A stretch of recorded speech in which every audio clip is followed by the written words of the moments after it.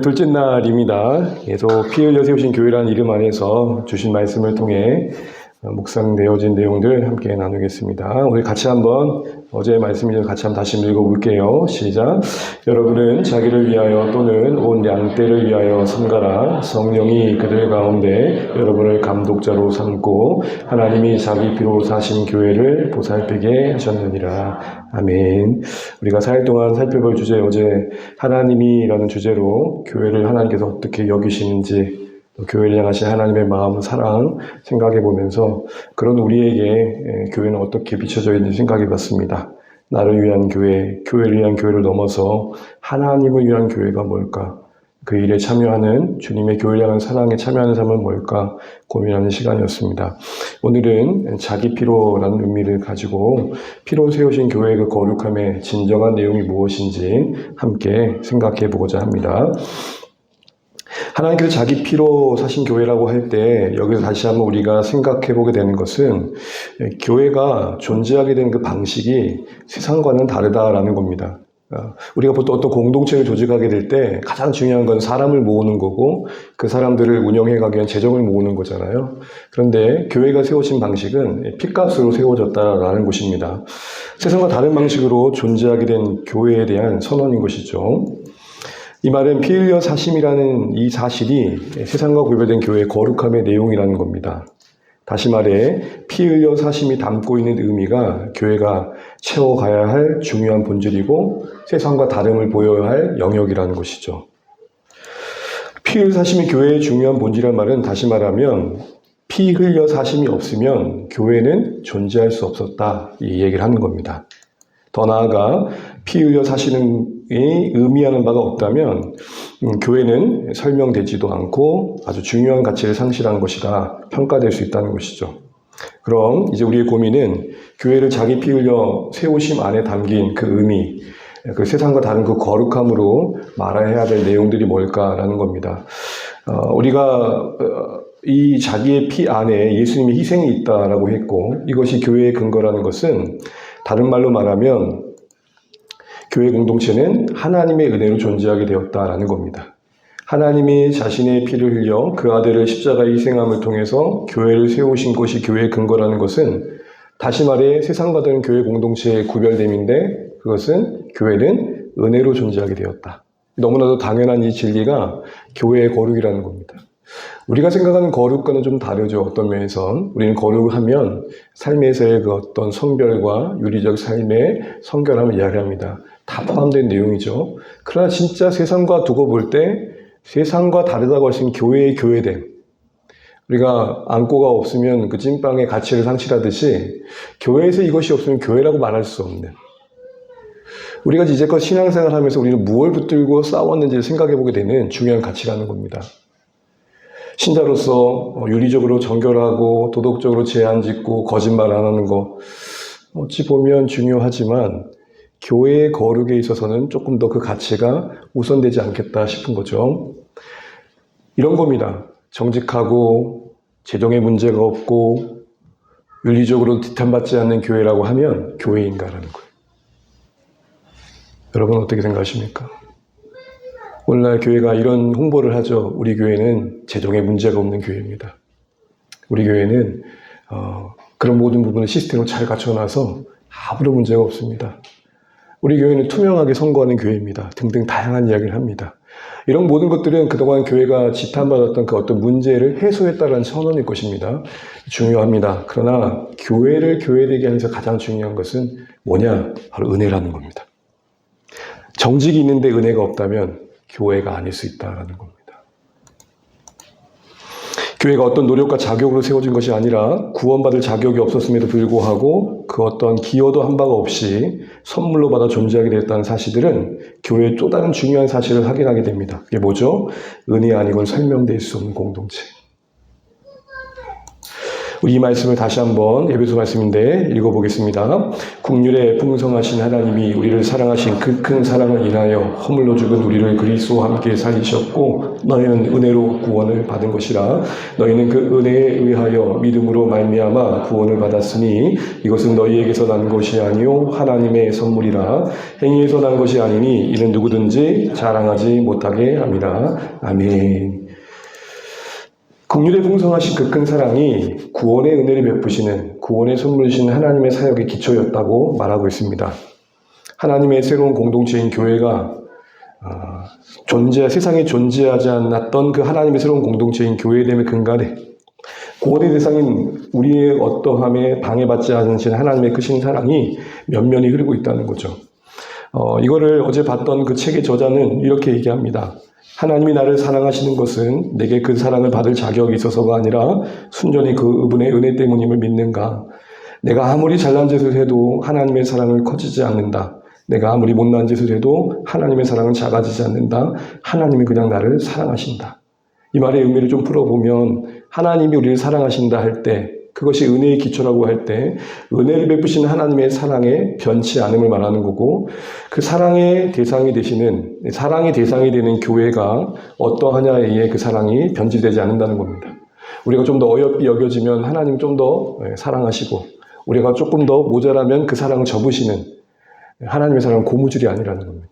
늘어났다가 좁아졌다 하는 사랑이 아니고 하나님 사랑은 우리의 어떠함에 방해받지 않고 언제나 같았다는 거죠.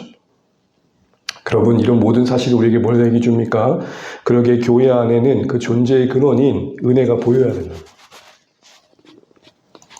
은혜가 역사해야 되고 실천돼야 되며 은혜로 충만한 곳이 되어야 됩니다. 진짜 저기가 교회다라고 할 때 가장 중요한 건 은혜입니다. 혼돈이 있을 수 있고 갈등이 있을 수 있지만 그걸 은혜로 극복해가는 교회. 이것이 세상과 다른 교회의 거룩한 중요한 본질이라는 것입니다. 은혜가 있는 교회, 은혜가 보이는 교회, 은혜가 나타나는 교회. 정리하자면 오늘 우리가 계속 기억할 거는 세상과 교회의 고별됨, 교회의 거룩이라고 할 때 그 피로 증거되어진 교회의 거룩은 은혜로 충만한 교회입니다.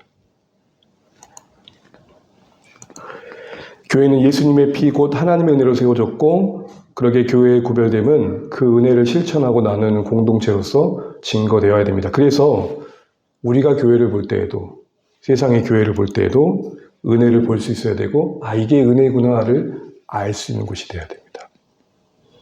조금 더 설명해 보자면 교회가 은혜로 충만하다는 건 이런 거 아니겠습니까? 누가 더 낫다, 이 정도는 해야 한다 라는 교회 안에서의 서로에 대한 요구와 기대에 대한 충족을 근거로 누군가를 판단하고, 이 정도는 해냈다 라는 자신의 의를 내세우며 판단하고 따지기 전에 서로 달랐던 우리가, 공통점 하나 찾기 어려운 우리가, 자격 없던 우리가 오직 은혜로 구원하신 하나님의 사랑 끝단 아래서 같은 하늘을 바라보고 있다는 사실, 함께하고 있다는 사실, 더불어 신자로 존재함을 우리가 함께 보고 있다는 사실을 기뻐하면서 서로의 수고에 대한 고마운 마음을 갖는 게 더 크게 여겨지는 곳이 은혜가 충만한 곳입니다. 저 이거 해냈어요. 우리 이거 했어요. 저 정도는 해줘야 될 텐데. 교회 생활 몇 년이야. 이런 모든 판단이 앞서기 전에 그 존재가 고마운 겁니다. 이게 은혜가 있는 교회 아닐까요? 여러분, 존재가 고맙다는 게 뭔지 경험해 보셨어요? 진짜로요. 존재가 고맙다는 게 뭔지 경험해 보셨어요? 제가 신방을 갔을 때 안타까운 사연이지만 사지가 다 마비돼서 일어날 수 없던 자녀를 돌보는 어머님이 계셨어요. 누워있는 자녀를 보는 속상한 마음도 속상함인데, 이 나이에 다른 친구들은 뭘 하고 있는다는 생각을 할 때마다 너무 힘든 거죠. 그러나 그 마음을 다잡는 것은 살아있는 것만으로도 고맙다. 눈 마주치고 이렇게 얘기할 수 있는 것만으로 고맙다. 네가 나를 위해 효도할 수 있는 게 뭐가 있겠니만은 네 존재가 나에게 효도야. 교회에 은혜가 있다는 건 이런 거 아닐까요?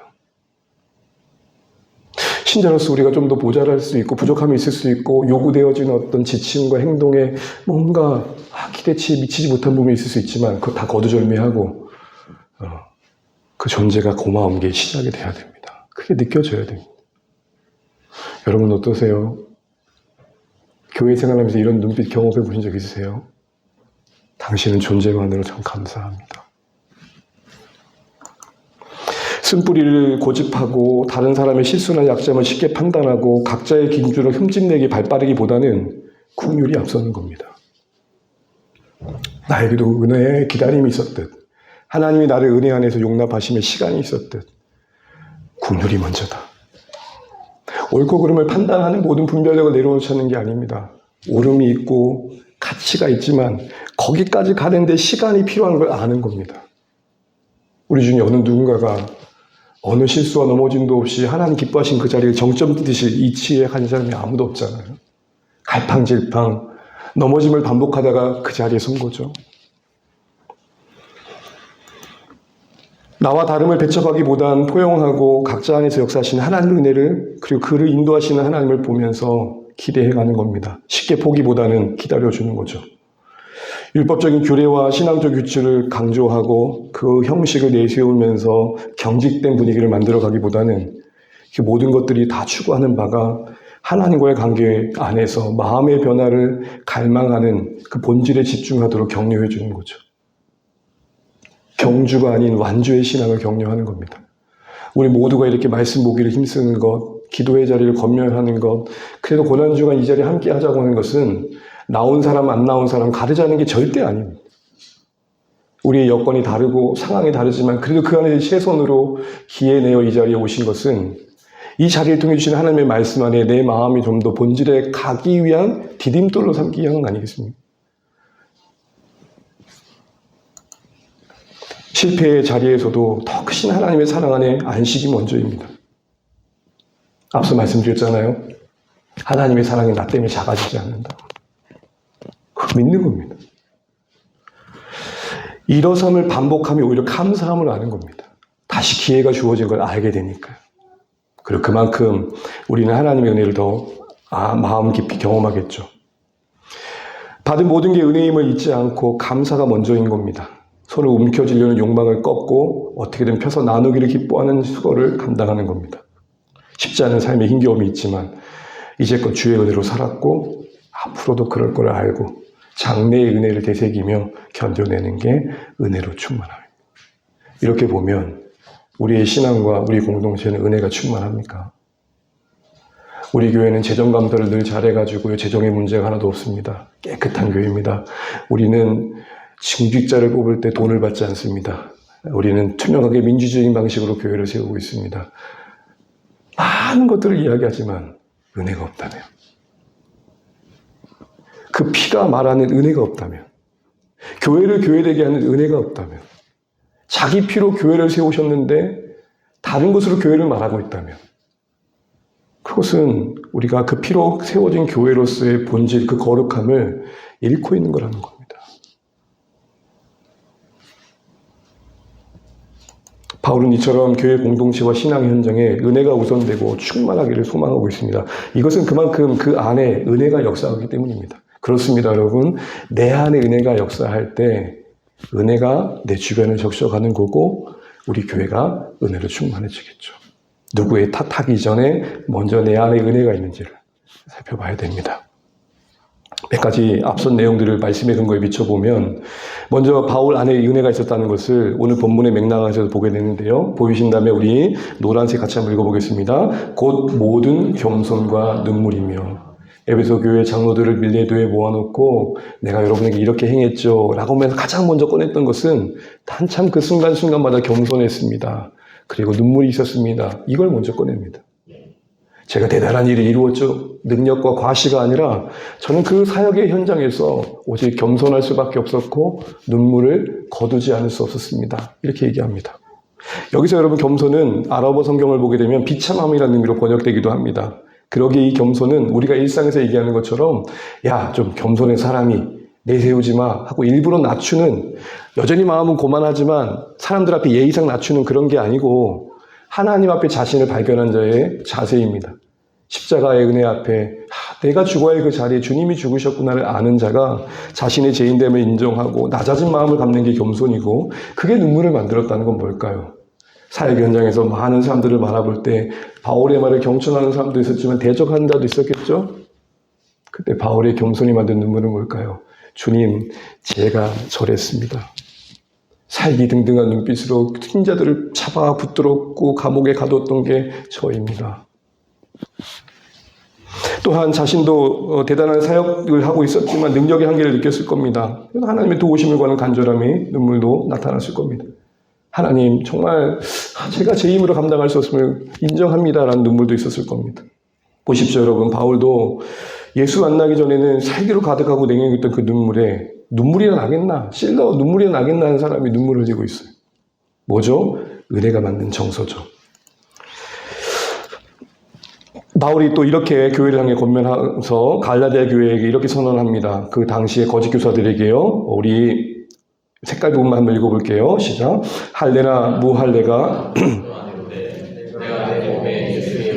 지니고 있느라 우리 주 예수 그리스도의 은혜가 너희의 심령에 있을지어다. 아멘. 할례를 준수한다는 거 오늘날 우리의 신앙의 행위와 형식을 말할 겁니다. 그게 본질함을 강조하는 이들에게 뭘 말하죠? 예수의 흔적이 진짜다라고 말하는 겁니다. 십자가의 은혜를 따라 살아가는 삶의 여정, 그 격정이 네 인생에 있느냐를 묻고 있는 겁니다. 말씀 몇 독 했고 금식기도 몇 회 했고 이걸 따지고 있는 자들에게 뭘 이야기하고 있는 겁니까? 진짜는 그 안에 예수를 만난 은혜 안에 살아낸 삶의 이야기가 있냐는 거예요. 얼마만큼 품어줬고 얼마만큼 기다려줬고 얼마만큼 받은 은혜가 흘러가 긍휼을 보였냐 이 얘기를 하고 있는 겁니다. 그러면서 그 이야기를 교회에 향해 축복으로 이어갑니다. 그런 은혜가 너희 심령에 있을지어다. 우리가 같이 한번 색깔 부분만 읽어볼게요. 그리스도께서 대신하여 죽으신 형제를 네 음식으로 망하게 하지 말라. 하나님의 나라는 먹는 것과 마시는 것이 아니요 오직 성령 안에 있는 의와 평강과 희락이라.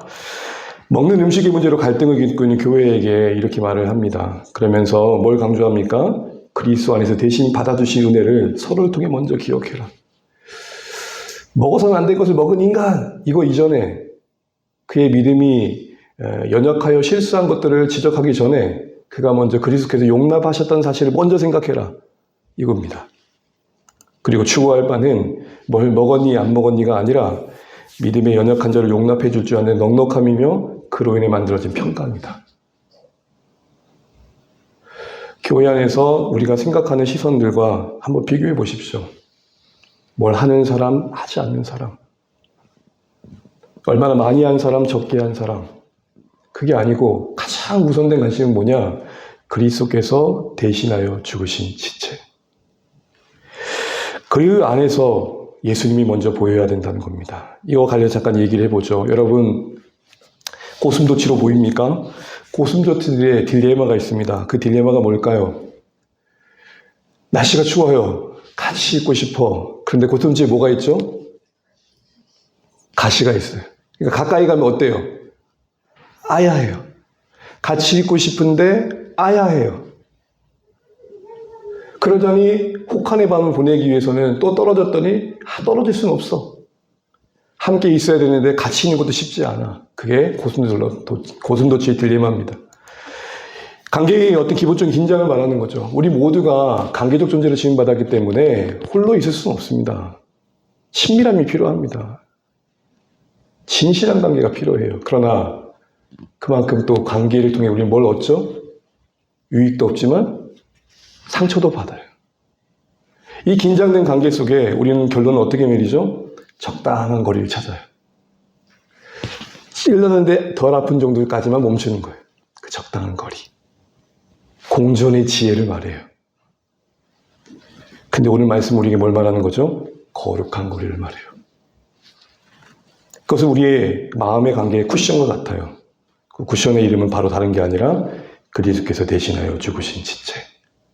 성격도 마음에 안 들고 원의 심성도 마음에 안 들지만 그게 먼저 보이는 게 아니라 그리스도께서 죽으신 지체. 나와 맞냐 안 맞냐를 넘어서 하나님이 예수 안에서 품으신 인생. 주님이 너무 사랑하시는 사랑. 아직 내가 그 사랑에 충분히 따라가지 못하고 있지만 주님이 사랑하시는 인생. 이게 우리 관계 속에 거룩한 거리를 만들고 그래서 쉽게 정죄하지 않으며 무관심하지 않고 기다려주는 것이죠. 그리고 돌봐주는 것이죠. 우리의 애씀만이 아닌 은혜로 사랑을 이루어가는 공동체를 이 거리를 통해 만들어가는 겁니다. 모든 사람을 완벽히 껴안을 수 있다 말하는 게 아닙니다. 은혜가 필요하다는 거고, 거룩한 거리를 유지해 가는 건 다른 것이 아니라 그 희선을 계속 연습해 가는 겁니다. 내가 감히 함부로 할 수 없는 주님이 품으신 인생. 이게 자녀에게도 적용되셔야 되고, 부부간에 서로에게도 적용되셔야 되고, 성도 간에도 적용되셔야 돼요. 그리고 진정한 사랑의 시작은 그런 의미에서 한번 따라 하시죠. 나는 사랑할 수 없습니다. 시작. 나는 사랑할 수 없습니다. 이게 진짜 사랑의 시작이에요. 왜요? 어줍게 내 실력으로 사랑할 수 있다는 게 나를 넘어뜨리거든요. 진짜 사랑의 시작은 뭐예요? 하나님, 내가 인간 진짜 사랑할 수 없어요. 그걸 인정하는 거예요. 남편이 어떤 에세이를 읽다가 봤던 글인데요. 술에 너무 많이 쪄들어서 매일매일 살아가니까 힘들었겠죠, 아내가. 남편이 누워있는데, 이렇게 새벽 예배 가기 전에 이제 보니까 이 진상이 누워있는 게 너무 힘들잖아요. 그러다가 어느 날 하나님 주신 마음을 따라 기도를 했대요. 뭐 여러 가지 기도를 했겠지만 또 남편을 하나님이 위해 주시라는 기도였겠죠. 그런데 이 인간이 어느 날 깬 거예요. 근데 술김에 깼는데 이제 화장실 가려고 봤더니 아내가 머리맡에서 뭐라고 하고 있는 거예요. 깼더니 왜 깼냐면은 자기 얼굴에 뭐가 떨어져. 뭐가 떨어졌을까요? 정말 이 순간에 콧물 생각하시면 안 되겠죠. 눈물이 툭툭 떨어지는 거예요. 그러면서 길가에 드린 기도가 이거예요. 하나님, 얼마나 고단했으면 술 먹고 세사 일하려고 저렇게 애썼을까요? 도와주세요. 뭐 이런 기도였던 것 같아요. 사랑하는 주안의 가족 여러분, 어떤 결론을 맺을지는 우리가 상상에 맡기겠습니다만 적어도 그 안에 든 인생은 그리스도께서 대신 죽으신 지체로 그를 보려고 노력했던 거죠.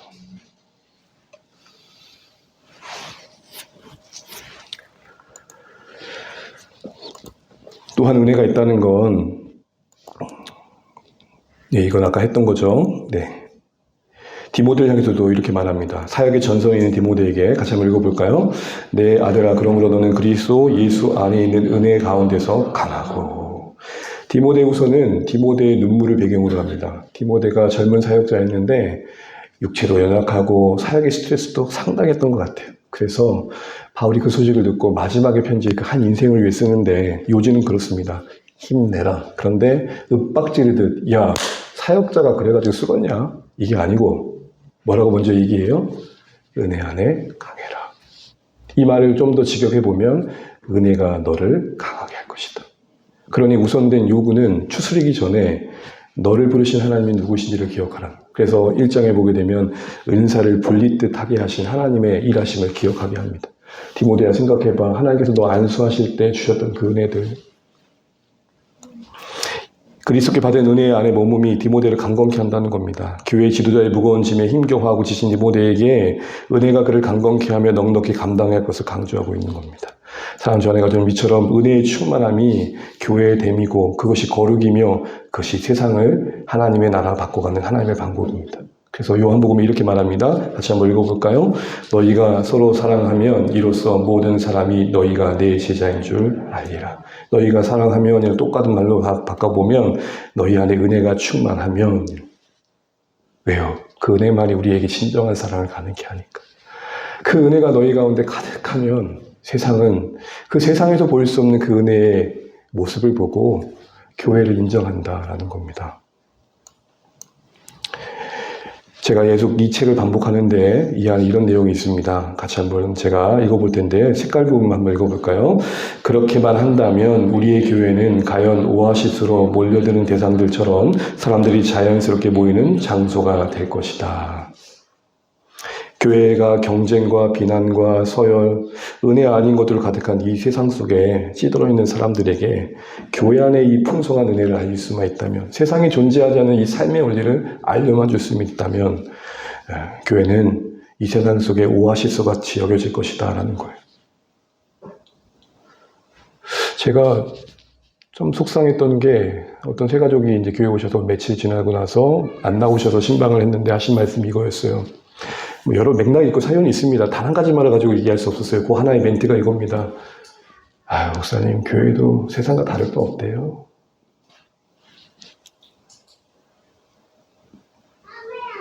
교회도 세상과 다를 바 없대요. 그분이 느낀 느낌이지만 어떤 느낌인지 알 것 같아요. 제가 여러분 자주 교회를 비울 일은 거의 없습니다. 예를 들어서 얘가 제가 주안의 교회 있지만 주일에 다른 교회가 예배드릴 일이 거의 얼마나 있겠어요. 부교육자 시절에 한두 번 그런 기회가 있어서 다른 교회를 가잖아요. 그럴 때 어떤 느낌인지 알 것 같아요. 어떤 느낌일지. 여러분, 우리는 세가족이었을 때 물론 우리의 기질과 정서가 조금 그럴 수 있습니다. 어떤 느낌이신지. 세상도 끼리끼리더니 교회도 끼리끼리네요. 이런 말들. 다양한 이야기들. 우리가 은혜 안에 있다라는 것, 공동체가 은혜로 충만하다는 게 뭔지를 고민하지 않을 수 없는 거죠. 그러면서 이런 결론을 우리가 맺게 됩니다. 우리 안에 은혜는 잘하고 있는가? 복이 없다면, 지치고 있다면 점검해야 할 중요한 질문은 우리 안에 은혜가 잘하고 있는가? 수도꼭지를 틀어도 물이 안 나온다면 연결이 제대로 돼 있는지 확인해야 되고, 연결이 돼 있다면 수원지의 물은 제대로 있는가를 확인해야겠죠.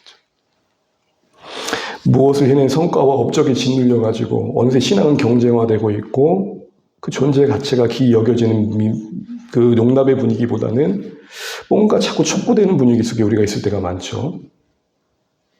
그 교회와도 편하지 않는 게 있죠. 그것이 그 자신이 만든 것일 수도 있고 진짜 교회가 그런 시선을 볼 수도 있습니다. 따져봐야겠죠. 그러나 어쨌든 우리 자신과의 적용을 해본다면 우리는 어떤 것에 더 관심을 갖고 있는지를 돌아보셔야 됩니다. 여러분, 예수님의 말씀을 가만히 보시면 성과를 내라고 한 적은 아무것도 없어요. 단 한 말씀, 열매를 맺어라.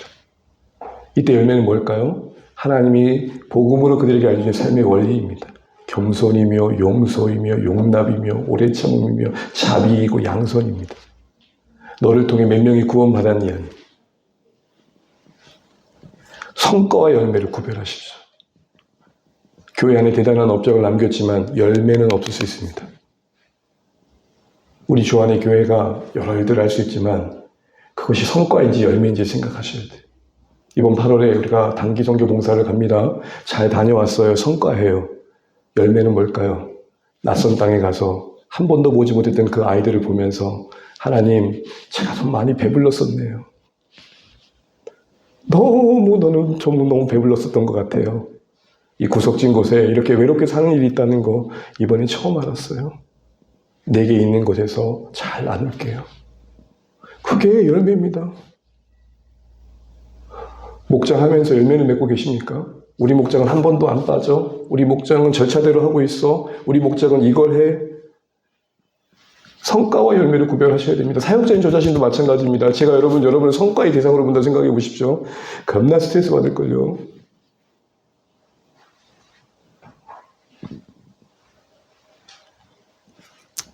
주님이 뭐라고 말씀하십니까? 열매를 많이 맺으면 그게 제자다. 덧붙여 이렇게도 말씀하십니다. 15장 5절 읽어볼게요. 나는 포도나무에 너희는 가지라. 그가 내 안에 내가 그 안에 거하면 사람이 열매를 많이 맺나니 나를 떠나서는 너희가 아무것도 알 수 없으니라. 아멘. 가지임을 인정하시기 바랍니다. 우리가 나무된 주님의 가지임을 인정하지 않으니까 어떤 일이 일어나는 거예요? 가지가지 하는 거예요. 진짜 가지가지 하는 거예요. 가지라는 건 뭐예요? 은혜가 필요한 인생. 하나님의 말씀과 기도에 우리의 자리를 두는 것은 하나님과 관계 속에 공급된 은혜가 필요하다는 겁니다. 십자가의 은혜로 열린 이 기회를 기이 여기고 있는지 돌아보십시오. 그리고 말씀 한 절을 보더라도 그 안에서 하나님을 만나려고 애쓰고 있는지 돌아보십시오. 더불어 바울은 이 은혜를 위해서 뿌리 내린 가정 속에 성도가 필요하다고 말합니다. 같이 한번 읽어볼게요. 너희가 사랑 가운데서 뿌리가 박히고 터가 굳어져서 능히 모든 성도와 함께 지식이 넘치는 그리스도의 사랑을 알고 하나님과의 관계만이 아니라 이 은혜를 아는데 가장 교회 안에 주신 방편 중에 하나는 성도와 함께하는 거래요. 은혜가 가상이 아닌 실제임을 경험하는 자리가 어디입니까? 교회입니다. 3번 주님을 부인했던 베드로가 초대교회 당시 지도자로 설 수 있던 것은 하나님의 허락하심도 있었지만 교회의 용납도 있었던 거예요. 이럴 수 있었잖아요. 야, 베드로 3번이나 주님을 부인한 인간이 무슨 지도자야. 이 은혜를 경험한 베드로가 뭐라고 고백한지 보십시오. 베드로는 4장 8절입니다. 같이 읽죠. 시작. 무엇보다도 뜨겁게 서로 사랑할지니 사랑은 허다한 죄를 덮는. 누구보다도 그 사랑을 아는 자로 이 고백을 하는 것.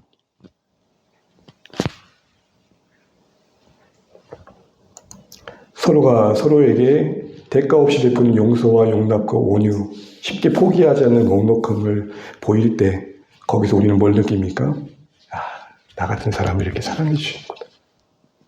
제가 매주 여러분 앞에 다 말은 하지 않지만 강단에서 내려오고 난 다음에 그 하루의 사역을 마치고 난 다음에 후회되는 것들, 미안한 것들, 그때 그러면 안 됐던 건데 이거 왜 없겠어요? 그래 다시 그 강단에 설 수 있는 이유가 뭘까요? 그래도 여러분들이 눈빛으로라도 괜찮아요 라고 하시는 것 같으니까. 누가라도 막 째려보고 있으면 제가 설 수 있겠습니까? 하나님이 보이지 않는 하나님이 우리 안에 은혜를 충만하게 채우시는 방법으로 서로를 쓰신다면 여러분 우리에게 은혜를 끼치고 있는지 은혜를 뺏고 있는지를 돌아보셔야 되는 거죠. 가까이 사는 사람들을 통해 여러분 이런 걸 느끼신 적 있습니까? 나 같은 사람이 이런 사랑을 받을 자격이 없는 자가 나를 사랑해 주는구나. 고마움을 느끼는 거. 이게 오늘 모든 성도와 함께하는 자리에 은혜를 내려가는 하나님의 방법입니다. 말씀을 정리해가죠. 자기 피로 교회를 세우시는 그리스도의 희생입니다. 달리 말해 피는 하나님의 은혜로 존재하게 된 교회를 상징합니다. 그것이 교회의 거룩입니다. 온갖 것을 얘기하고 있지만 교회에 은혜가 없다면 그 교회 아닙니다. 엄밀히 따져서. 한 기간일 수 있을지 모르지만 교회 아닙니다. 우리 안에 오랜 장기 신자가 있다고 생각해 보십시오. 특별히 어떤 공동체를 정하지도 못했습니다. 그러면 한 달, 두 달, 세 달 지켜보다가 잘라냅니까? 물론 관리상 조금 더 특별하게 기도하는 시간을 더 둬야 되는 대상으로 삼을 수 있을지 모르지만 안 나오면 잘라냅니까? 그런 권한이 우리에게 있습니까? 이 세상과 다른 교회의 거룩함, 그 은혜의 본질은 뭡니까? 우리가 그걸 압니까? 진짜 은혜가 뭔지 우리가 압니까? 은혜가 우리 안에 있습니까? 교회는 그 은혜를 나누고 보이고 충만한 곳이 되어야 됩니다. 이런 질문을 해봅니다. 우리 안에 은혜가 자라고 있는가? 하나님과 성도의 관계 속에 은혜를 배우고 나는 자라고 있는가? 그 마음을 은혜로 굳게 하려는 신자의 생애가 아름답습니다. 마지막으로 이 말씀 읽겠습니다. 마음은 은혜로서 굳게 함이 아름답고. 신자가 가장 예쁠 때는 언제냐? 그 마음이 은혜로 굳을 때. 목사님 힘들지만 하나님 저 사랑하시잖아요. 이겨내볼게요. 속상하지만 기다려볼게요. 은혜로 그 마음이 굳게 붙들린 신자들이 서로와 서로에게 하나님의 은혜를 충만케 할 것입니다. 이를 위해 다시 말하지만 우리의 현실을 인식하셔야 됩니다. 쩍쩍 벌려진 강바닥을 볼 때 여러분 어떤 마음이 드세요? 비 좀 내려주세요. 말 한마디에 토라지고 괜찮을 수 있었던 대화인데 뭐 하나 꼬여가지고 속상하고 좁아진 우리 마음에 쩍쩍 벌려진 이 강바닥 같은 마음이 발견될 때 우리가 할 수 있는 건 뭡니까? 공동체의 그 갈리게 갈라진 땅바닥이 보일 때 우리가 할 수 있는 건 뭡니까? 하나님 비 좀 내려주세요. 제발 은혜의 비 좀 내려주세요. 내 힘으로 사랑할 수 없음을 내가 인정하니 제발 내 마음에 은혜 좀 주세요. 신앙생활은 수십 년 살아가고 있는데 판단은 늘어나고 있고 정죄는 발빠르고 우리 다시 한번 은혜로 이끄시는 하나님의 이 초청 앞에 반응할 수 있기를 바랍니다. 자기 피로 교회를 사셨다라는 건 교회가 은혜로 존재한다는 것이고 교회인 우리는 은혜가 있는가를 물어보라는 것입니다. 고난지간 지나면서 우리 안에 은혜는 자라고 있는가 돌아보시는 오늘의 말씀 되시기 바랍니다. 성리 반주해 주세요.